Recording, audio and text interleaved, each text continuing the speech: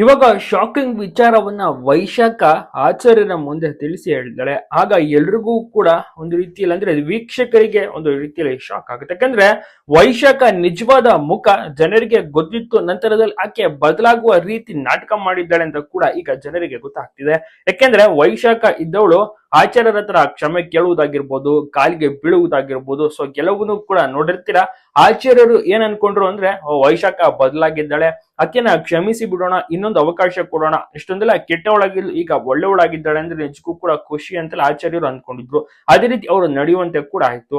So ಅವ್ರಿಗೆ ಮಾತು ಕೂಡ ಬರುವಂತಾಯ್ತು. ಸೊ ಇದೆಲ್ಲ ನೋಡ್ತಾ ಇದ್ದೆ ಬಹಳಷ್ಟು ಕುತೂಹಲ ಆಗ್ಲಿನ ಶುರು ಆಗ್ತಾ ಇತ್ತು. ಜೊತೆಗೆ ಈಗ ಒಂದು ಇಬ್ಬರು ಕೂಡ ಒಂದು ಬಾಗ್ಲನ್ನ ಹಾಕೊಂಡ ತಕ್ಷಣ ವೈಶಾಖ ಹೇಳ್ತಾಳೆ, ನಾನು ಬದಲಾಗಿದ್ದೀನಿ ಅಂತ ಅನ್ಕೊಂಡಿದ್ದೆ, ನಾನು ಬದಲಾಗಿಲ್ಲ, ಹಾಗೆ ಹೀಗೆ ಅಂತೆಲ್ಲ ಮಾವನ ಮುಂದೆ ತಿರುಗಿ ಬೀಳ್ತಾಳೆ ಇದೀಗ ವೈಶಾಖ. ಜೊತೆಗೆ ನೀನೇನಾದ್ರೂ ಈ ವಿಚಾರನ ಮನೆಯವ್ರಿಗೆ ತಿಳಿಸಿದ್ರೆ ನಾನು ಕೂಡ ಸತ್ಯಭಾಮ ವಿಚಾರನ ಮನೆಯವ್ರಿಗೆ ತಿಳಿಸ್ಬಿಡ್ತೀನಿ, ಹಾಗೆ ಹೀಗೆ ಅಂತೆಲ್ಲ ಬ್ಲಾಕ್ ಮೇಲ್ ಮಾಡ್ತಿದ್ದಾಳೆ.